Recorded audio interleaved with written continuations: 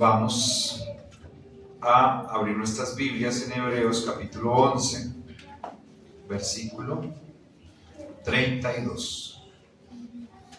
Este estudio que nosotros venimos desarrollando cada domingo es un estudio organizado que se le llama una forma de exposición expositiva, donde nosotros enseñamos las Escrituras manteniendo el orden de cada capítulo, versículo a versículo, sin saltarnos pasajes de la Escritura, ¿sí?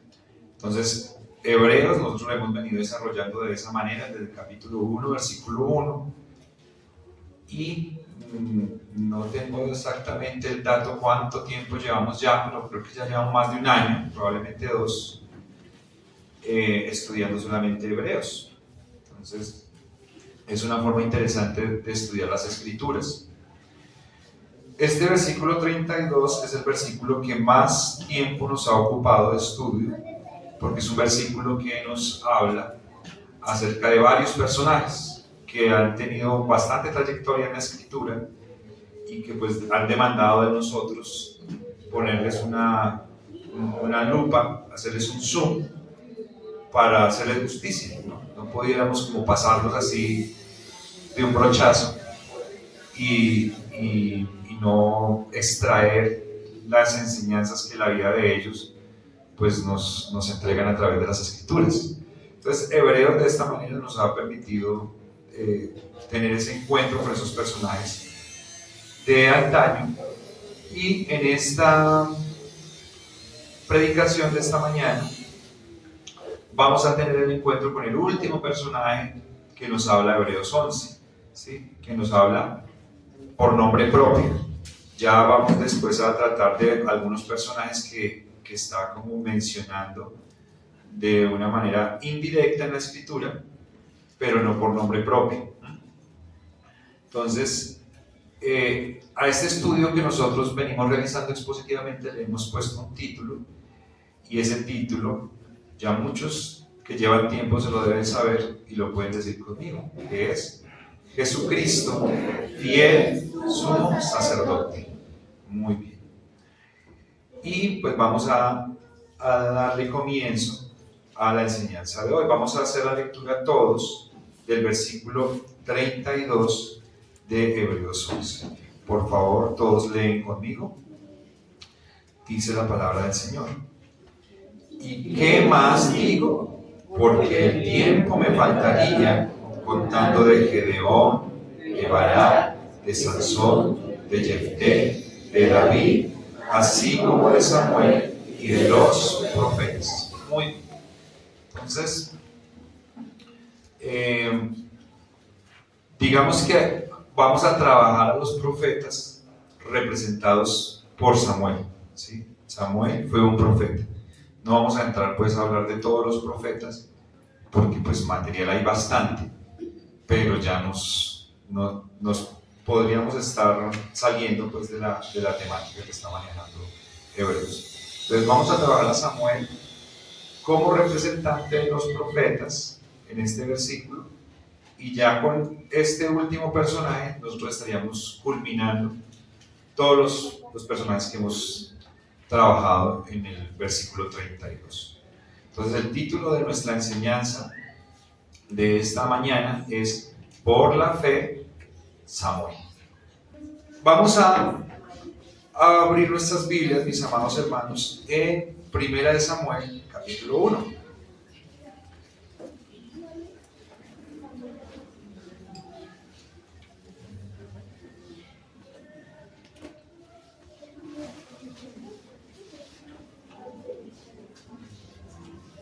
Y vamos a leer el versículo 11. Primera de Samuel, capítulo 1, versículo 11. ¿Lo tienen?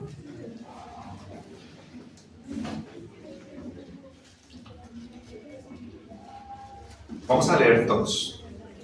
Dice: E hizo voto diciendo: Jehová de los ejércitos, si te dignares mirar la aflicción de tu sierva y te acordares de mí, y no te olvidares de tu sierva, sino que dieres a tu sierva un hijo varón, yo lo dedicaré a Jehová todos los días de su vida, y no pasará navaja sobre su cabeza. Amén. Bueno, así como la semana pasada nosotros decíamos que no hay ninguna posibilidad de que nosotros hablemos de David sin hablar de Goliat, nosotros tenemos que pensar que no hay ninguna posibilidad de que nosotros hablemos de Samuel sin hablar de su mamá, Ana. Y esto porque Samuel, que tiene una vida maravillosa, es un hombre que viene o proviene de un nacimiento milagroso, ¿sí? Que no es un tema novedoso a tratar de los personajes que nosotros hemos hablado, ¿cierto? ¿Quiénes más de los personajes que nosotros hemos tratado viene de un nacimiento milagroso? ¿Me pueden ayudar a recordar? ¿Quién? Sansón, ¿sí? No, de los que hemos hablado acá. A Juan Bautista no tratamos. David no, Gedeón no, tampoco nos habla de su nacimiento. Nos habló de Isaac, ¿cierto? Jacob, ¿sí? O sea, estamos hablando de los hijos que vienen de una mamá estéril, y que tuvo Dios que hacer un milagro en estas mamás estériles para que ellos nacieran. Ya hemos tratado varios, ¿cierto? Entonces, el caso de Samuel es un caso similar, y quiero que de pronto, mientras estamos hablando del profeta Samuel, nosotros pensemos o hagamos un paralelo con Sansón, porque ellos tienen algo que los une, y es importante que nosotros lo referenciemos. Entonces, lo primero que nosotros vamos a contar acerca de Samuel, y el primer punto de nuestra enseñanza, bueno, no el primero, la introducción, es que Samuel nació y sirvió en el templo, ¿sí? O nació para servir en el templo. Lo primero que nosotros vamos a contar acá, en esta historia, es que la mamá de Samuel, Ana, era una mujer estéril que hacía parte de una familia polígama, donde su esposo Elcana tenía dos esposas, a ella y a otra mujer que se llamaba Penina. Y en esa familia, Penina pudo tener hijos, lo cual ya cuando hablamos de Sara y de la esterilidad de Sara comentamos que para la época, para la cultura, era la máxima expresión de realización femenina tener hijos, ¿sí? Porque estaban cumpliendo con el mandato que Dios había dado, que era de multiplíquense y fructifíquense. Y Ana pues se veía estancada en esa posibilidad de poderse desarrollar a plenitud como mujer frente a la expectativa social y con Dios de poder tener hijos y de poder ayudar a la multiplicación de la raza. De tal manera que esto era una condición que le traía mucho sufrimiento a Ana. Además del sufrimiento personal que le producía a ella esta situación, también se desarrollaba un conflicto personal con la otra esposa de Elcana que la molestaba, ¿sí? Y le decía, tú no puedes tener hijos y yo sí puedo, ¿no? Entonces eso era una carga adicional que le estaba generando problemas, ¿sí? Podemos acá también identificar, mis amados hermanos, consecuencias de hacer familia de una forma contradictoria o que contradice el diseño de Dios, ¿sí? Dios creó a un hombre y a una mujer. Ayer hablaba con Miguel y Jonathan un poco sobre este tema y decíamos, Si para Dios hubiese habido una idea de que era saludable que un hombre tuviese 2, 3, 5, 6 mujeres, como después sucedió con varios hombres de la Escritura, el mejor momento para que eso se hubiese dado hubiera sido en la creación. ¿Sí?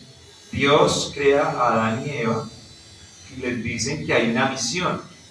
Esa misión es fructifíquense y multiplíquense. Entonces, si el propósito de Dios y hubiese sido una idea buena que un hombre tuviera varias mujeres para que se desplegara pues de una manera más prolífica la raza humana, pues hubiera sido ese momento donde Dios le hubiera podido dar 5, 6, 10, 15 mujeres a Adán, ¿sí? Y para los que tienen problema con la suegra, pues ese problemita no lo hubiese tenido Adán, ¿cierto? Yo digo para los porque no es mi caso, ¿sí? Dios me dio una suegra maravillosa. Entonces, esta situación que se está presentando en la vida de esta familia, pues es también producto de la desconfiguración cultural que se había desarrollado dentro de la forma como se desarrollaba la familia, y esto genera conflictos. Si hay conflictos en una pareja donde hay hombre y mujer solamente, ¿qué será pues en una familia donde hay 2 o 3 mujeres? Y estamos hablando, mis amados hermanos, de una época muy antigua, ¿sí? De muchos años atrás. Recordemos que hoy en día hay algunas personas que promueven una forma de familia que se llama, o la han llamado, poliamor, donde hay, así es un revuelto así muy similar, ¿no? Muchas parejas y no quiero profundizar en eso, pero eso es un desorden con respecto al diseño original que Dios le ha dado a la familia. Entonces, Ana en esa situación de congoja y de sufrimiento,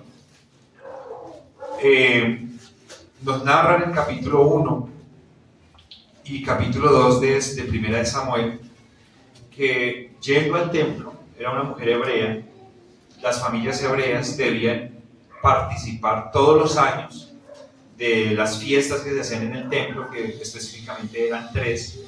Esta fiesta parece que era la fiesta de la Pascua. Ellos hacían un viaje, que era un viaje bastante largo.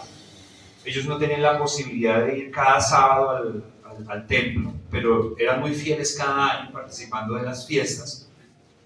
Y en ese acercamiento que tiene Ana al templo, en un momento de oración a Dios, ella expone su condición frente al Señor, su deseo de poder tener un hijo, y con lágrimas en los ojos le dice: Señor, dame un hijo, yo te pido por favor que me des un hijo, y yo te prometo que si tú me das ese hijo, yo lo voy a consagrar a ti, ¿sí? Y ese niño va a ser un niño nazareo. Hoy por casualidad nos correspondió leer en Números el capítulo que habla acerca de la ordenación de Nazareo y lo que significaba y todas las implicaciones que tenía. ¿Quién más de las personas que hemos hablado fue nazareo? Fue dedicado Sansón, ¿cierto? Sansón. Al igual que Sansón, por el voto que se estaba haciendo acerca de Dios, a Samuel no le podía pasar una navaja por la cabeza, porque esa era pues parte de los condicionantes que tenían ellos en esa ordenación que se hacía. Y cuenta la historia que esta mujer, Ana, llorando, balbuceándole a Dios, pasó el sumo sacerdote, que era Elí, y la vio ahí haciendo esa oración, y Elí le dijo: ¿usted por qué viene al templo borracha? ¿Sí? Esta no es el lugar ni la hora adecuada para que usted esté borracha, ¿sí?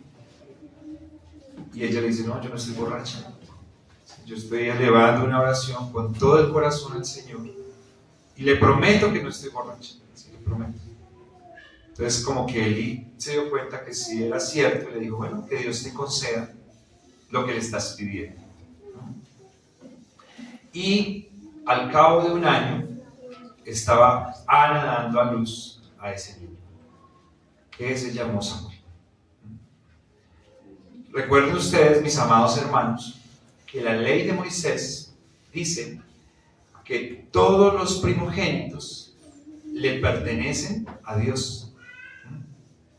Esa fue la norma que nosotros leímos cuando se estableció la Pascua, y cuando murieron los primogénitos, el Señor estableció que todo primogénito, tanto de hombre como de animal, le pertenecía a Dios.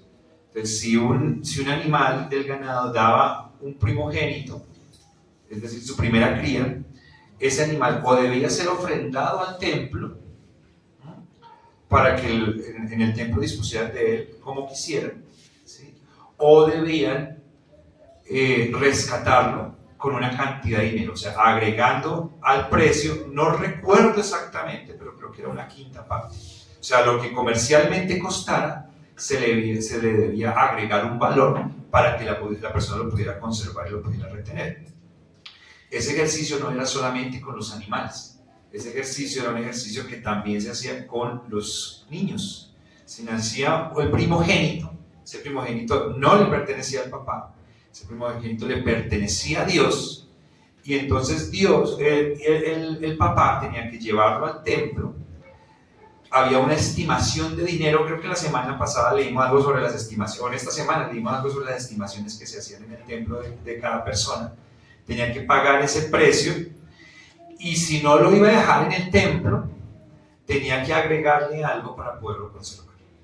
En el caso de Ana, como lo había ofrecido a Dios, ella no rescató, que era el ejercicio que hacía el común de la gente, sino que ella lo tuvo el tiempo prudente para que el niño pues soltara dejara de ser amamentado, por lo que nosotros llamamos destetado, y fue y lo entregó en el templo.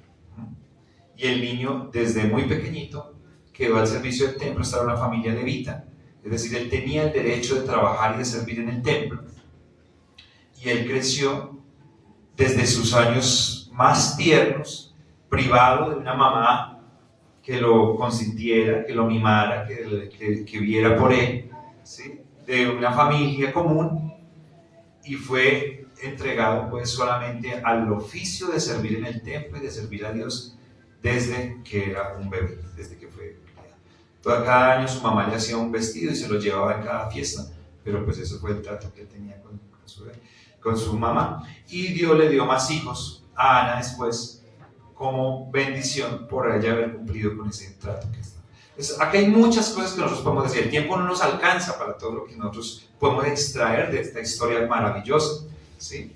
Pero es muy importante que nosotros veamos cómo es una forma correcta de tratar con Dios. Hermanos, es muy triste, pero a veces nosotros solamente nos acercamos a Dios con el corazón cuando tenemos necesidades muy profundas, ¿sí?, cuando tenemos unas condiciones muy acongojantes. Entonces ahí nos acercamos a Dios, ¿sí? Y lo que nosotros ya hemos visto en la historia del pueblo de Israel es que esa es una realidad de la humanidad, ¿sí? O sea, no es la condición de una persona mala, ¿sí? Así son ustedes y así soy yo, ¿sí? Cuando estamos pasando por malos momentos, entonces nos acordamos que tenemos a quien acudir. Y lo que nos muestra la Escritura es que cuando nosotros acudimos a Dios, ¿qué pasa? Dios atiende. Y atiende favorablemente, porque esa es la calidad del Dios que nosotros tenemos. Dios bondadoso, Dios misericordioso, oidor de todas nuestras necesidades. Esa es la condición. Y acá nosotros vemos que Ana se acerca a Dios, le hace una promesa, Dios le responde, pero Ana le cumple, ¿sí? Y eso tenemos nosotros que apropiarnos de eso, hermanos, porque a veces nosotros le hacemos promesas a Dios, ¿sí? Por eso yo les hablaba a ustedes el otro día cuando hablamos de Jefté y de los pactos, ¿sí? Porque a veces a nosotros se nos anima a estar haciendo promesas a Dios de muchas cosas, Y a veces en una emoción nosotros prometemos muchas cosas que son muy difíciles y no las cumplimos. Y eso nos va a traer problemas a largo plazo. Por eso dice la Biblia, cuando te acerques a Dios, acércate con cuidado. Acércate más para oír que para hablar. ¿Sí? Y si haces alguna promesa, cúmplele a Dios lo que prometes. Ana, muy probablemente, en el momento en el que tenía ese bebé en sus brazos y lo estaba amamantando, lo veía lindo y parecido a su mamá o a su papá, que tendría que tener algún parecido a alguno de ellos, pudo haber pensado, ¿y si me lo quedo? Eso fue entre Dios y yo. ¿Sí? ¿Quién me va a decir que no? ¿Quién me va a poner problema? Pero era una mujer que tenía respeto por Dios, entendía que sí iba a tener problemas. ¿Sí? Ahora más adelante vamos a ver que decía, el sumo sacerdote decía que era mejor tener, es más complicado tener problemas con Dios que con los hombres. Y entonces ya le cumplió a Dios. ¿Sí? Y le dio lo que le ha prometido, que era su hijo. Entonces Samuel, mis amados hermanos, empieza a crecer en el templo, empieza a servir en el templo. Yo les pido que leamos 1 Samuel capítulo 2, versículo 26.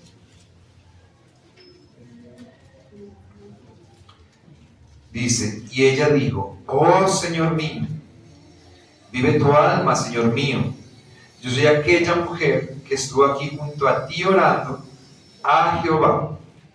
Por este niño oraba, y Jehová me dio lo que le pedí.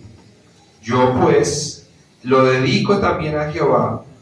Todos los días que viva será de Jehová, y adoró allí a Jehová. Después Ana va a escribir un canto que queda registrado en las Escrituras, mis amados hermanos. No es común.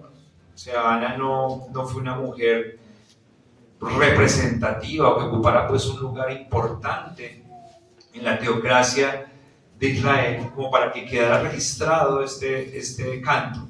Pero ella elevó a Dios un canto de una gran gratitud que quedó consignado en el capítulo 2. ¿Sí? Y es muy interesante porque ella hace una aseveración que es mesiánica, que habla acerca del Señor Jesucristo, o que vincula al rey. En este momento todavía no había rey en Israel, cuando ella elevó este canto a Dios. Sin embargo, en el versículo 10 del capítulo 2 dice, Jehová juzgará los confines de la tierra, dará poder a su rey y exaltará el poderío de su ungido. No había rey en Israel, pero ella está mencionando a un rey, a un ungido sobre el pueblo de Dios, que está haciendo una clara referencia mesiánica. Es decir, esta mujer era una mujer llena del Espíritu Santo de Dios. Entonces, Samuel empieza a servir en el templo. El primer punto de nuestra enseñanza, perdónenme que es que los tengo trucados aquí y yo mismo me estoy saboteando. El primer punto de nuestra enseñanza, estamos en la introducción, es por la fe Samuel escuchó la voz de Dios. En la historia de la vida del profeta Samuel hay un pasaje hermoso porque era un jovencito, no sabemos la edad exacta, probablemente tendría unos 12 años, si se piensa, pero no tenemos la forma de poder calcular la edad de él. Estaba muy jovencito. Dice que él dormía en el templo, probablemente en un lugar muy cercano donde estaba el arca. Y estando allí él descansando de sus oficios y de sus trabajos, era un niño que trabajaba, ¿sí? Hoy dirían que era un niño explotado. Este niño escucha una voz que le dice, Samuel, Samuel. Y entonces él pensó que era que el sacerdote Elí lo estaba llamando. Entonces él se levanta y va donde el sacerdote le dice, ¿me llamaste? Y él dice, no, yo no lo he llamado, vaya, acuéstese. Se acuesta nuevamente a dormir cuando nuevamente escucha esa voz. Samuel, Samuel. Él repite el ejercicio, ¿sí? Es interesante. Un niño de los 12 años, no sé si sus hijos se levantan apenas ustedes los llaman, quedan de pie para el colegio. Por las caras que veo, parece que todos. Queda de pie Samuel y va nuevamente donde el sacerdote le dice: ¿me llamaste? Dice: yo no te he llamado, pero si vuelves a escuchar esa voz que te llama, contéstale a esa voz y dile: heme aquí, habla, Señor, que tu siervo escucha. Y de esa manera se constituye la primera vez que Samuel escuchó la voz de Jehová de una forma directa que le hablaba, y de ahí va a desarrollarse toda una carrera profética de Samuel en el pueblo de Israel, donde Samuel se constituye en uno de los grandes profetas de Israel, donde Samuel comienza con algo que se llama una escuela de profetas. Él enseñaba a los profetas el oficio de la profecía, ¿sí? Y mucho cuidado, mis amados hermanos, porque cuando nosotros decimos profecía, desafortunadamente, por los contextos, el contexto eclesiástico de muchas iglesias en las que nosotros hemos estado, nosotros pensamos que profetizar es simplemente levantar la voz y empezar a decir una cantidad de cosas que no sabemos, ¿sí? Que se salen de nuestro control, y que eso es profetizar, ¿sí? Pero para decir cosas que no necesitan estudio, por decirlo de alguna manera, pues no se necesita una escuela. No se necesitaría una escuela para aprender a profetizar. Recordemos que profetizar viene de proferir. Proferir es decir, ¿sí? Cuando nosotros hablamos de proferir la palabra de Dios o de decir la palabra de Dios, eso tiene una connotación de estudio de profundidad de aquel quien está dando un mensaje. Es decir, el profeta es un mensajero. Y un mensajero, para ser un buen mensajero, tiene una condición que habrían otras condiciones que posiblemente no serían, no lo descartarían. Pero hay una única condición que tiene un mensajero para que pueda ser un buen mensajero. ¿Ustedes cuál consideran que es? Que sea fiel. ¿Sí? Porque si le dicen una cosa y es un teléfono roto y viene a decir otra, pues ¿qué mensaje está dando? ¿Cierto? Entonces, tal como se le entrega el mensaje, de esa manera lo debe transmitir, ¿sí? Entonces los profetas no solamente eran personas que entregaban oráculos, ¿sí? Un oráculo es una transmisión nueva de un mensaje que se le entregaba a esa persona, sino que ellos eran estudiantes de las escrituras más antiguas que ellos tenían, en este caso la Torá, para que ellos pudieran comprobar que el mensaje que ellos iban a entregar era un mensaje que era fiel, que era fidedigno a las escrituras y no era un invento de ellos. Y recordemos que en el Antiguo Testamento, mis amados hermanos, ya habían falsos profetas, ¿sí? Estaban los profetas de Dios, pero siempre también hubieron falsos profetas. La Escritura los narra o los especifica o los califica o los describe como profetas que profetizaban paz y prosperidad, ¿sí? Esa es una de las marcas de un falso profeta. No confronta al pueblo, no tiene nada que decirle al pueblo de lo que se debe arrepentir, de las quejas que Dios tiene con él, de que reencamine sus pasos, sino que todo es paz, prosperidad. Falso profeta. Entonces, se establece una escuela de profetas por parte de Samuel. Hay otros profetas que también van a tener escuela, ¿sí? Elías, Eliseo, Isaías, Jeremías. De tal manera que el estudio de las escrituras, mis amados hermanos, no es una cosa que nos inventamos nosotros, ¿sí? Es una cosa que viene de tiempo remoto. y nosotros lo continuamos. Y esta carrera pues maravillosa de Samuel se desarrolla a partir de este evento. ¿Qué le dijo Dios a Samuel cuando habló con él? Dios le contó una queja que él tenía contra uno de los grandes líderes del pueblo y que era un líder religioso, que era el sumo sacerdote del momento, que era el sacerdote Elí. ¿Sí? Y Dios le dice, hay una conducta que en el libro de 1 de Samuel está a partir del capítulo, en el capítulo 1 a partir del versículo 12, donde le va a contar que Elí está bajo sujeto de juicio porque sus dos hijos, que también eran sacerdotes en el templo, estaban haciendo cosas indebidas en su servicio. ¿Sí? Vamos a leer un poquito, mis amados hermanos, en 1 de Samuel, capítulo 1, versículo 12 al 17. Yo les voy a leer, ustedes si quieren me siguen. Dice, los hijos de Elí eran hombres impíos, pero eran sacerdotes, ¿no? Y no tenían conocimiento de Jehová.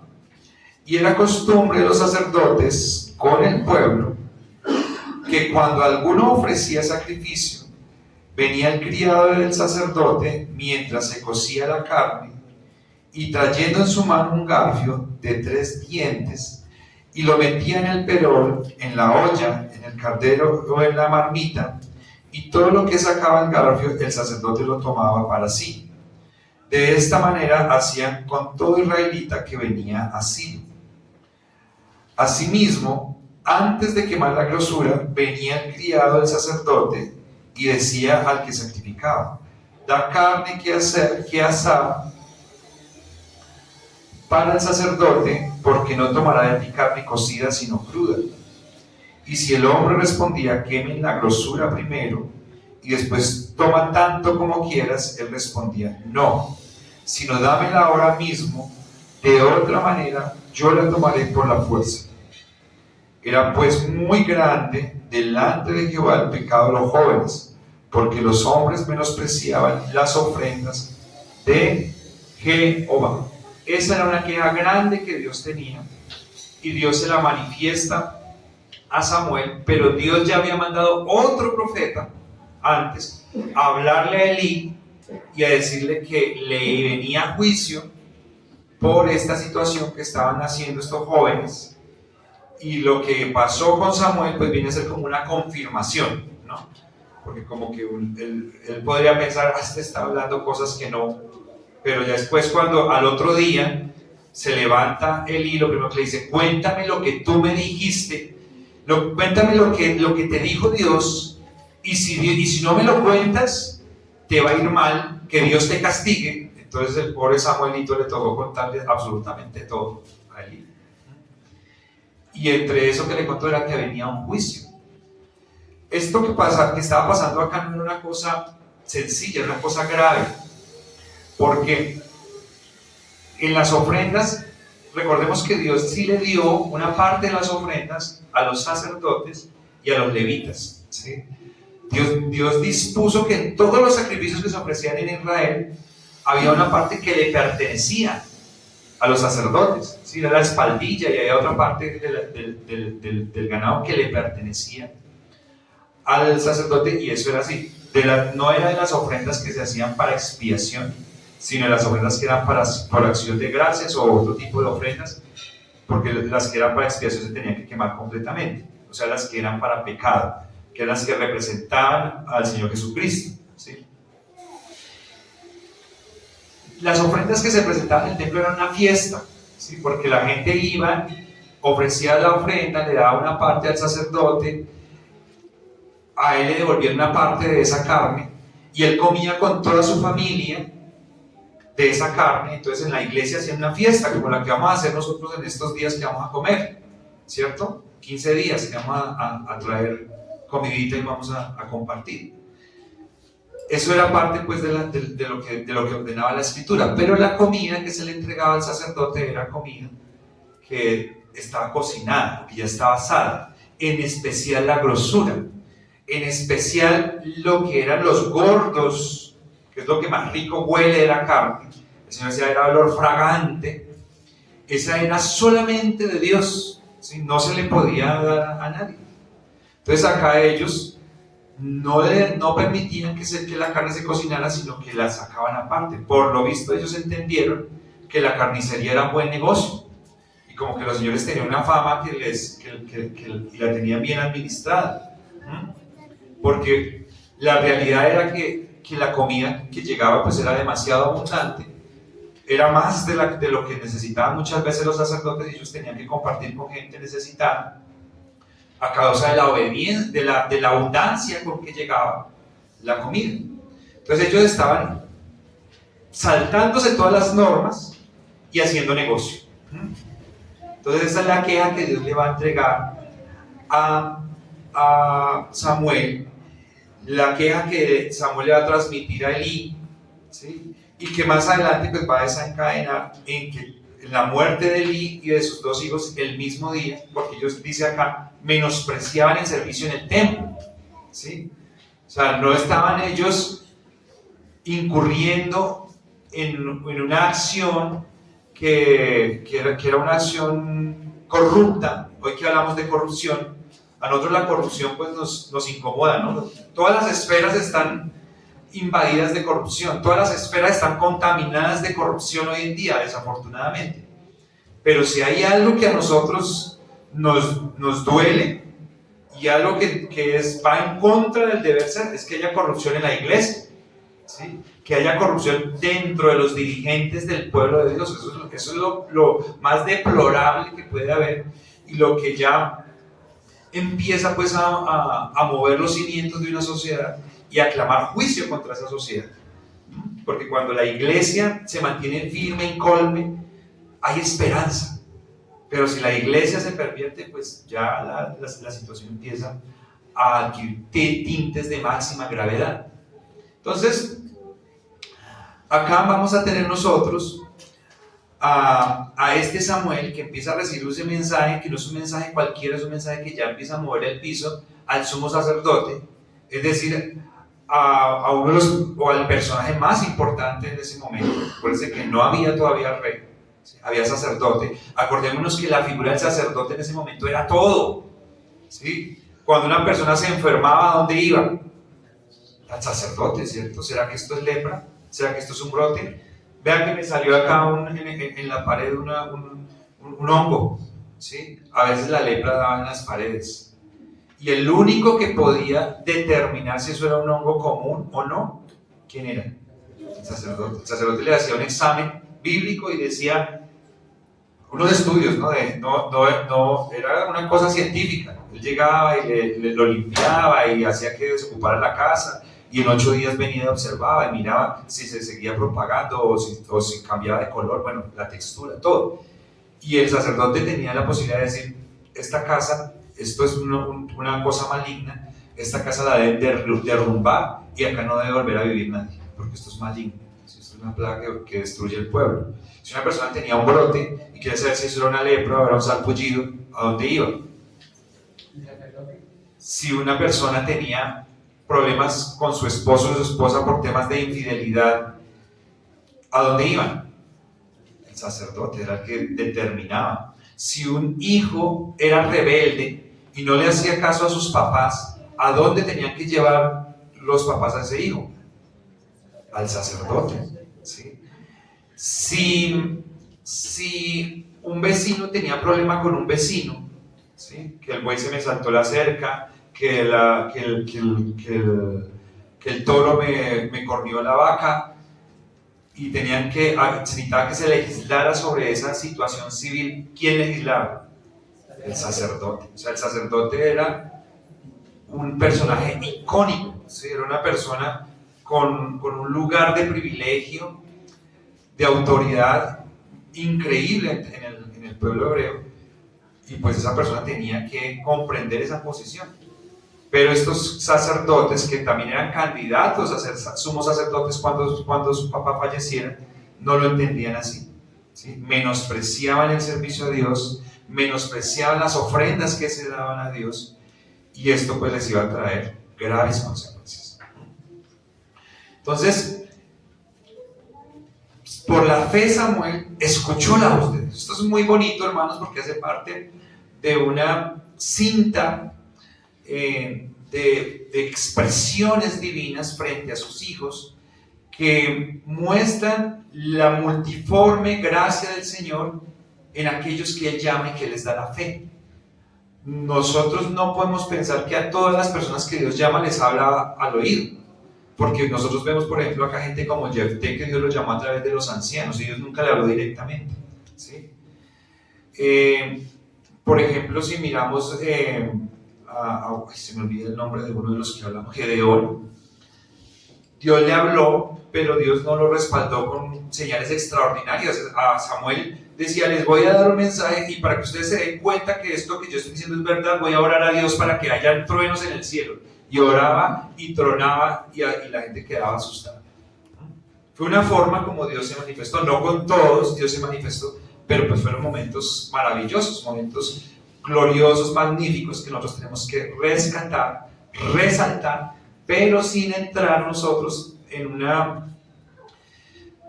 actitud a veces como de extremista, ¿no? De pensar que Dios se manifiesta de todas las formas, en todas las personas, porque no es así. ¿Sí? Hubo personas a las que Dios no les habló directamente y también las usó.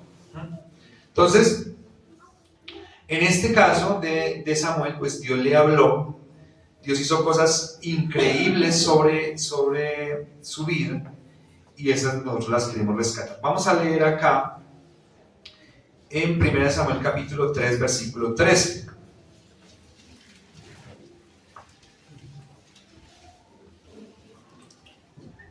Le está hablando Dios a Samuel, dice: y le mostraré, está hablando de Elí, que yo juzgaré su casa para siempre por la iniquidad que él sabe, porque sus hijos han blasfemado a Dios y él no los ha, ¿qué?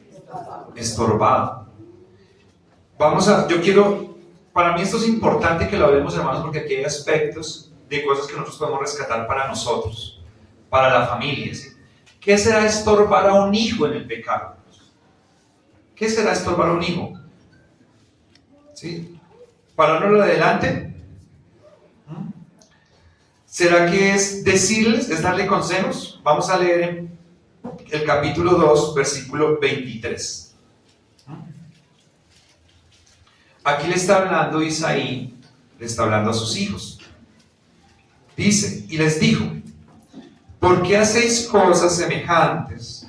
Porque yo oigo de todo este pueblo vuestros malos procederes.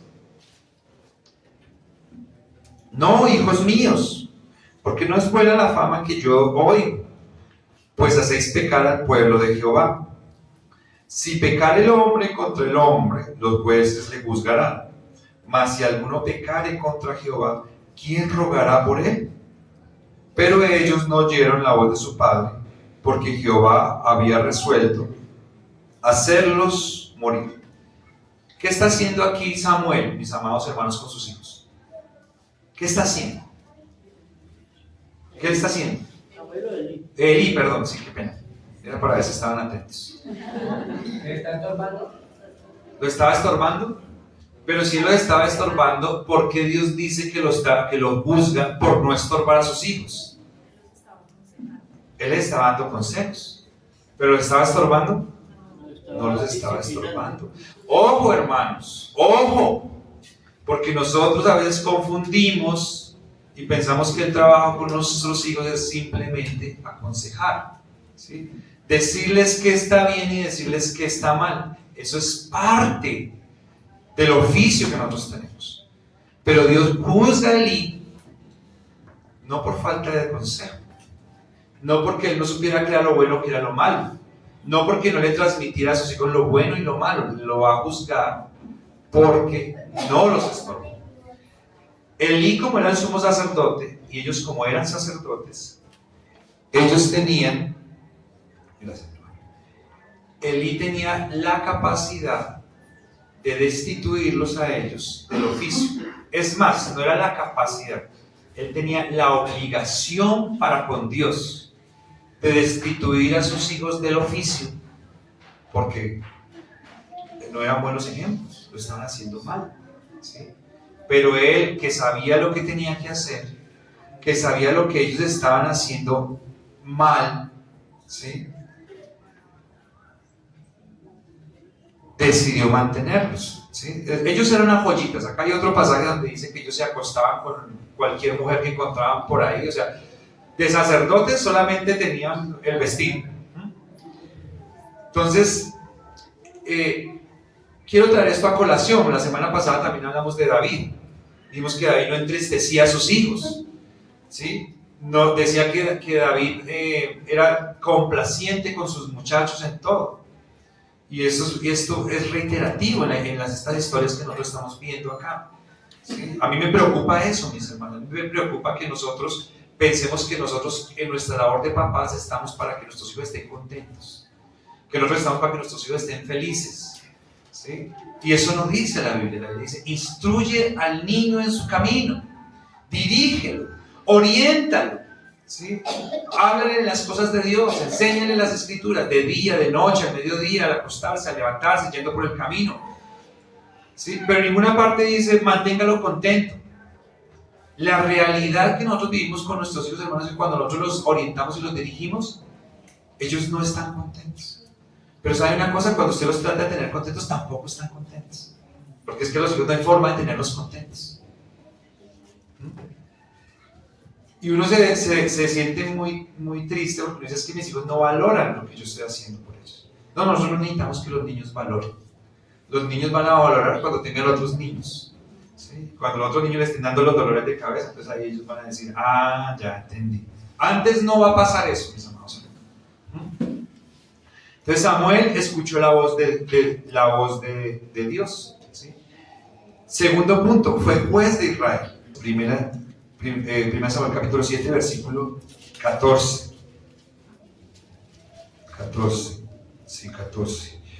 14 al 17, dice: fueron restituidas a los hijos de Israel las ciudades de los filisteos, las ciudades que los filisteos habían tomado a los israelitas desde Ecrón hasta Gat.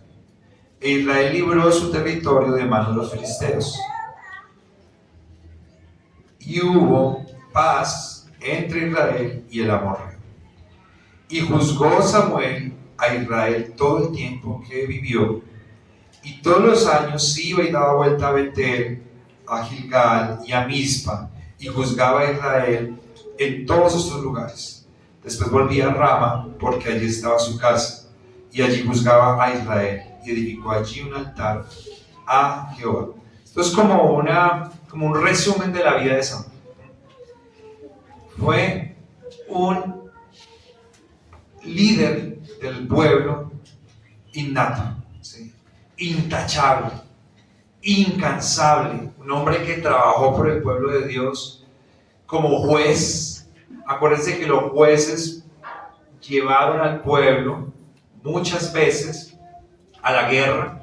O sea, los jueces guiaban como estrategas militares al pueblo, y logró libertar al pueblo varias ciudades que les habían sido quitadas con anticipación. No nos distraigamos, hermanos, quedémonos acá. Quédense conmigo. Entonces, realmente el oficio que hizo Samuel fue un oficio muy importante en el pueblo, porque fue un oficio muy completo. Fue un hombre integral, ¿sí? Fue un misionero que viajaba por todo el pueblo, contribuyendo a las necesidades que tenía el pueblo y a la necesidad básica que tenía el pueblo. La necesidad básica que tenía el pueblo, mis amados hermanos, en esa época y que tiene hoy es la misma. ¿Cuál creen ustedes que es? La palabra de Dios, ¿sí? Nuestro Señor Jesucristo. Esa necesidad es una necesidad que tiene el pueblo, ¿sí? Siempre, en todo lugar, en todo tiempo. y este hombre dedicó su vida a llevarle la palabra de Dios con todas esas señales, con todos esos prodigios, con toda esa sabiduría a todo Israel.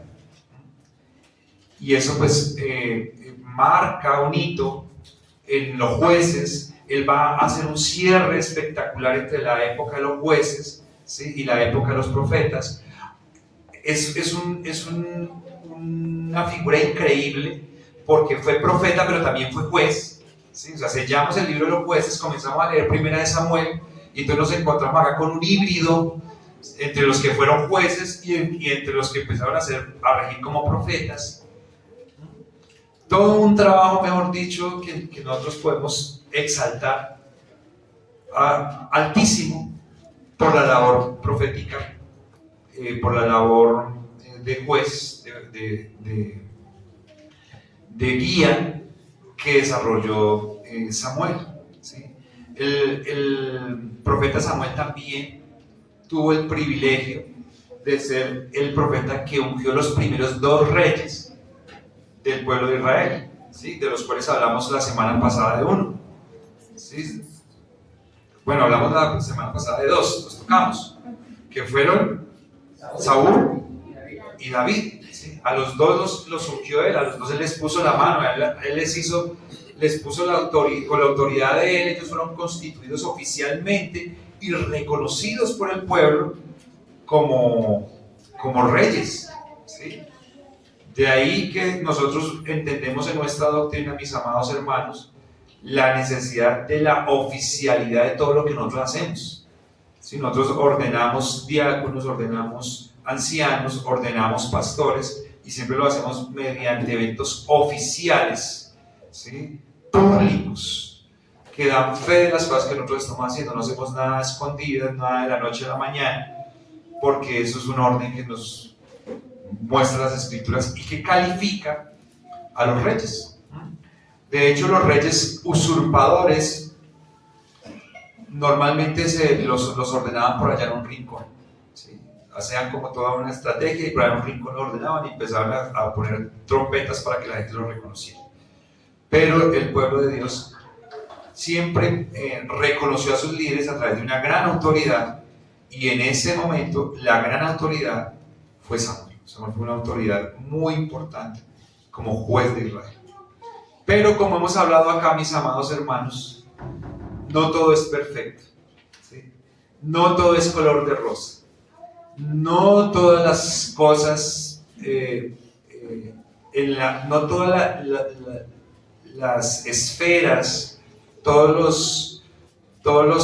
las caras del cristal, del diamante, brillan igual, ni son semejantes. Entonces, en la vida de Samuel, pues también tenemos un aspecto, que fue un aspecto negativo, y que fue un aspecto pues que de alguna manera oscurece toda esta vida de un hombre maravilloso, puesto al servicio de Dios y que entregó su vida con esmero y con trabajo para servir al Señor. Y ese es el tercer punto. Sus hijos se desviaron. Sus hijos se desviaron.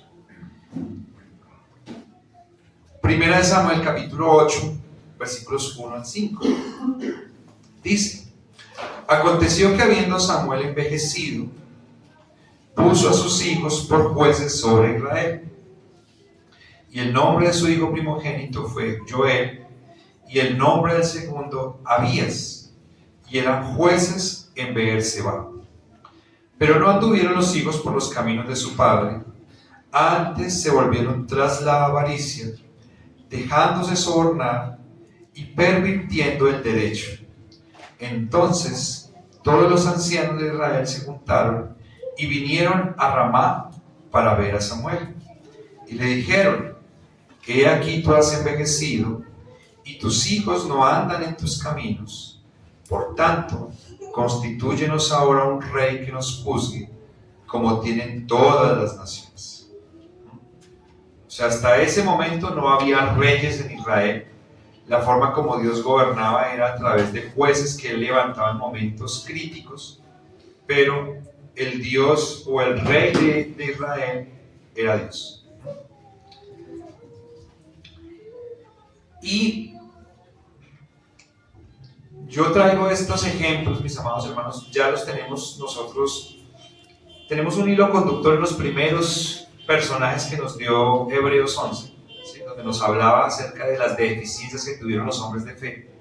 Pero yo traigo a colación esto, mis amados hermanos, porque yo quiero que nosotros analicemos un poco.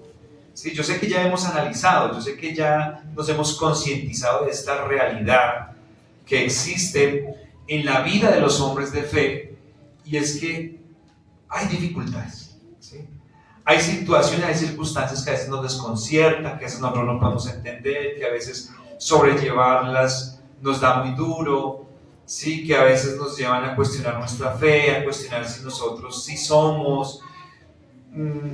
A veces nosotros parcializamos nuestra visión, ¿sí? Pensamos que Dios bendice y ama a otros, pero a mí no, por esta o por otra razón.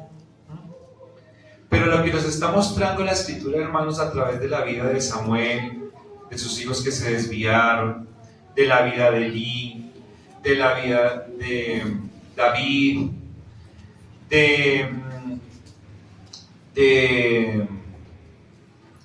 Jefté, que hizo un mal trabajo y terminó matando a su hija, o sea, es una mala lección, una mala interpretación doctrinal. Gedeón, que llevó al pueblo a la idolatría a través también de una mala decisión, también mal dirigida en las Escrituras, ¿sí? ¿A quiénes más hemos visto? ¿Sí? A Sara, tomando decisiones que iban de acuerdo pues a la cultura extensa de los pueblos paganos. Bueno, o sea, hemos visto mucho, ¿sí? Hemos visto mucho. Los hijos de Jacob, que dice la Biblia que tenían mala fama, que entregaron a su hermano a la muerte, que lo querían matar, ¿sí? O sea, que no eran peritas en dulce. Tantas situaciones, hermanos, que se dan en la vida de las familias, de los hombres de la fe. ¿Sí? Y teniendo nosotros, mis amados hermanos, tanto material, ¿sí? Porque es que lo que yo les estoy diciendo son muestras, ¿sí? Lo que ustedes encuentran al leer, pues es les tarda su año leyendo la Biblia completa para ustedes comprender, ¿sí? Adán y Eva, hemos hablado de Caín y Abel, Caín matando a Abel. Pero saben, hermanos, a mí me llama mucho la atención que a veces nosotros somos tan críticos entre nosotros mismos como hermanos. Cuando un hermano nuestro cae, cuando un hermano nuestro flaquea, cuando un hermano nuestro se va de la iglesia, cuando un hermano nuestro, sus hijos se desvían, toman malas decisiones, cuando nos enfermamos, cuando entramos en crisis, ¿sabe qué dice la gente de afuera? Que nosotros somos los que más duro nos juzgamos a nosotros mismos. Nosotros somos los que mismos estamos como sacando un palo de escoba para martillarlo y decirle que fuera de la comunidad de los santos, que fuera de la comunidad de los perfectos. Pero ¿dónde están en la Biblia esos perfectos? ¿Sí? ¿Dónde están estos personajes que nosotros hemos estudiado? No lo saben. Nosotros pudiéramos empezar acá a decir que Samuel hizo algo mal. Esa es la salida por la tangente. Algo hizo mal Samuel. Algo no les enseñó. Bueno, yo les aceptaría, quien dijese eso les aceptaría. Bueno, listo. Propongámoslo como una hipótesis. Algo hizo mal Samuel. Pero la Biblia no nos lo dice. De David nos cuenta las cosas que hizo mal y las hablamos aquí. Pero de Samuel no nos dice que hizo mal algo, ¿sí? Con respecto a la educación de sus hijos. No sé, de pronto pudiéramos decirnos que ahí dice que viajaba mucho, entonces de pronto los desatendió. Bueno, digamos que era que viajaba mucho y los desatendió, pero aquí no dice que viajaba solo, ¿sí? ¿Qué tal que hubiera viajado con sus hijos? ¿Qué tal que lo hubiera llevado a sus hijos a todos lados? ¿Qué tal que él se hubiera dedicado a enseñarles a ellos las Escrituras fielmente? Que se hubiera esforzado por enseñarles. ¿Qué tal? ¿Sí? Divaguemos. O sea, no para que nos casemos con una de las opciones, sino para que las contemplemos todas. ¿No? Solamente tenemos un caso objetivo acá, es que un hombre que fue un ejemplo excepcional para el pueblo, ¿sí? Que también lo debiera haber sido para sus hijos, que Dios le habló de los errores que cometía un sacerdote que fue su mentor, su primer mentor, y que vio por experiencia cómo unos hijos de un sacerdote se desviaban y cómo Dios va a extender un juicio sobre ese sacerdote por ese mal educar a sus hijos. Ahora, al finalizar sus años, estando viejo, resulta experimentando la misma situación, la misma frustración que genera ver a un hijo desviado, ver a un hijo malgastando su vida, ver a un hijo despreciando a Dios. La está experimentando nada más y nada menos que un hombre de fe, un gran profeta, un hombre usado por Dios, un hombre que libertó al pueblo, pero sus hijos se están perdiendo. Salvó al pueblo de Israel, pero no pudo salvar a su familia, no pudo salvar a los suyos, no pudo salvar a sus hijos. ¿Y qué hacemos nosotros, hermanos? ¿Lo juzgamos? ¿Le tiramos piedra? ¿Decimos que es un mal hombre? ¿Decimos que no merece nada de Dios? ¿Que para qué lo predicamos? No, pues si nos toca descartar a los hombres defectuosos en las Escrituras, nos quedamos sin qué predicar. Nos quedamos sin predicación. Solamente el Señor podemos hablar. Solamente la predicación sería única y exclusivamente de Jesucristo. Los evangelios no tendríamos absolutamente nada más que decir. La realidad, mis amados hermanos, es que hay cosas que se salen del control nuestro, ¿sí? Hay cosas que nosotros no podemos entender ni saber por qué Dios las permite y cómo las permite así. Pero la realidad que nos muestran las Escrituras es que a pesar de muchas situaciones, de muchas circunstancias, el llamado a los hombres de fe es a permanecer fieles al Señor, a buscar la plenitud en el Señor. Nunca, tampoco quiero que piensen que les estoy diciendo que nosotros podemos ser descuidados entonces con la educación de nuestros hijos, ¿sí? No podemos ser descuidados. Todo lo contrario, mis amados hermanos. Si se le descarrilan los hijos a un sacerdote, a un hombre que Dios le dice las cosas, a un hombre que tiene el poder de levantar reyes, se le descarrilan, no se nos van a descarrilar a nosotros, ustedes y a mí, hermanos. Pero nosotros, mis amados hermanos, tenemos una tendencia muy peligrosa a pensar que como nosotros llevamos los niños el domingo a la iglesia, ya no necesitamos hacer nada más, ¿sí? Ya mis hijos son incapaces de cometer nada malo. Esos son los de afuera, esos son otros. Pero van ellos creciendo, nos van dando a nosotros sorpresas como nosotros las dimos. Como nosotros las dimos. Claro, nosotros no nos llevaron a la iglesia, entonces nosotros pensamos que es diferente. No es diferente, ellos son pecadores como somos nosotros. Y si bien, mis amados hermanos, esto nos pudiera pasar a nosotros, a ustedes o a mí, que nuestros hijos en una edad adulta tomen la decisión de tomar caminos errados, ¿sí? y de tomar decisiones incorrectas frente a Dios, frente a su conducta, frente a sus semejantes, debiéramos nosotros, hermanos, preocuparnos para que nosotros no tengamos dolores de cabeza en el futuro, para que nosotros no digamos fue mi culpa, ¿sí? Yo la embarré, ¿sí? Yo no le inculqué lo necesario, yo no lo entristecí, yo no lo estorbé, ¿sí? Yo no lo incomodé, yo no fui un obstáculo, ¿sí? Sino que nosotros estemos implicados en esas decisiones. Nuestros hijos están en todo el derecho de apartarse de Dios y de hacer con su vida lo que quieren después de su mayoría de edad, y aún antes, porque cuando un chino es rebelde, tiene 12, 13 años, se la puede ganar a uno. Eso es posible, y eso no lo debemos juzgar a ningún hermano si tenemos un hermano que le pasa eso.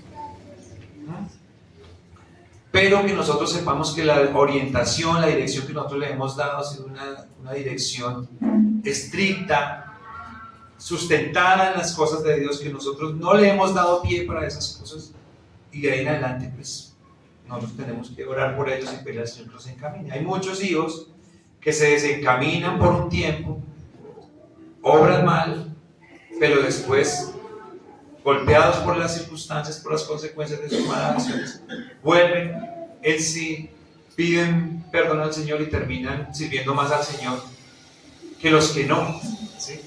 Porque eso es lo que dice la palabra del Señor. El que más ama al Señor es el que más le perdona. Entonces a veces uno ve gente que termina haciendo más por el Señor habiendo sido malos. Y uno dice, pero ay, ¿cómo así? Es que hay gente que me ha cuestionado muy duro. Dice, es que yo veo allá que ahí dicen que pastores y drogadicto, matón, no sé qué. Bueno, ¿y qué fue Moisés? ¿No fue un asesino? ¿Qué fue Pablo? ¿No fue un asesino? ¿Sí? Que muchas personas que fueron usadas en las Escrituras y que recibieron el perdón de Dios y ese entendimiento los llevó a tener una mayor consagración. Entonces, hermanos, tenemos acá por la fe la vida de Samuel. La vida, hermanos, de hombres de fe, de carne y hueso, como ustedes y como yo, que se equivocaban, que había momentos que no sabían qué hacer, que buscaron a Dios en momentos de desespero, que se les salieron a veces sus decisiones de las manos, que tenían incoherencias en su doctrina, prácticas incorrectas, a veces la doctrina correcta y la práctica indebida. Bueno, más radiografía nuestra, hermano. ¿Dónde? Pero a pesar de eso los encontramos en Hebreos 11 como modelos de la fe. Porque la esperanza nuestra, hermano, no está en la perfección de nuestra vida. La esperanza nuestra no está en que nosotros, como Dios nos salvó, entonces hacemos todo bien, ¿sí? Nuestra moralidad es absolutamente limpia. No, nuestra esperanza no es esa. Nuestra esperanza es que a pesar de que tenemos problemas familiares, problemas económicos, problemas de salud, problemas a veces con pecados, problemas a todo nivel, el Señor nos dio una fe salvífica. Él nos va a sostener y nos va a salvar a pesar de nosotros mismos, a pesar de esos obstáculos. Y de esa única manera es que nosotros podemos mirar al cielo y decirle, Señor, la salvación es de Jehová. Un estribillo bíblico en todas las escrituras, la salvación es de Jehová. Tú nos salvaste. No vamos a decir, es que tú hiciste una parte y yo hice la otra, ¿sí? Tú hiciste el 50 y yo el 50. No, tú nos salvaste, tú obraste nuestras vidas. Que sí, que nosotros fuimos transformados, que sí, que Dios nos convirtió en personas de oración, en personas estudiosas de las Escrituras, en personas que amaron su pueblo, que amaron su obra. Sí, no estoy descartando eso, pero eso que nosotros hacemos es un resultado de lo que Dios ha hecho en nuestros corazones. Que si Dios no actúa en nosotros, jamás ninguno de nosotros haríamos nada al servicio del Señor, o que sea útil. Entonces, hermanos, que sea esta una oportunidad para que oremos al Señor y le demos la gloria porque Él nos ha dado la fe. Amén. Padre maravilloso, te adoramos. Te damos infinitas gracias, Señor, por esta preciosa mañana. Gracias, Padre Santo, por permitirnos hoy estudiar la vida de Samuel. Gracias, Señor, por darnos la oportunidad de quitarnos un velo de nuestro corazón, de quitarnos un velo de los ojos. Gracias, Señor, porque tú desenmascaras esas fortificaciones que nosotros creamos para ocultarnos detrás de ellas, para vender, Señor, imágenes que no son, para vender, Señor, apariencias estéticas que no corresponden, Señor, a la realidad de lo que somos. Gracias, Señor.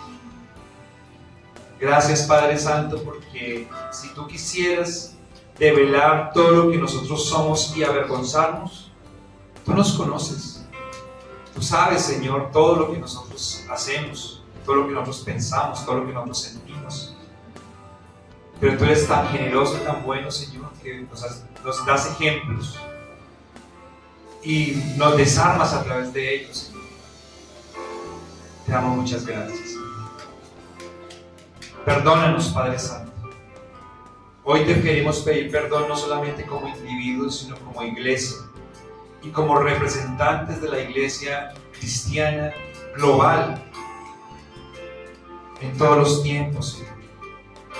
Porque sabiendo que somos pecadores, porque sabiendo que somos defectuosos, porque sabiendo, Señor, que tenemos faltas delante de ti, nos atrevemos, Señor, a mirar a nuestro hermano, a mirar a otros, Señor, para juzgarlos, para maltratarlos, para desdeñarlos, cuando esa no ha sido la función que tú nos has puesto. Ayúdanos, Padre Santo. Ayúdanos para que podamos cumplir ese mandamiento que tú nos dijiste, Señor Jesús. Que tenemos que quitarnos, Señor, la viga del ojo antes de tener la pretensión de quitarle la paja en el ojo a nuestro hermano.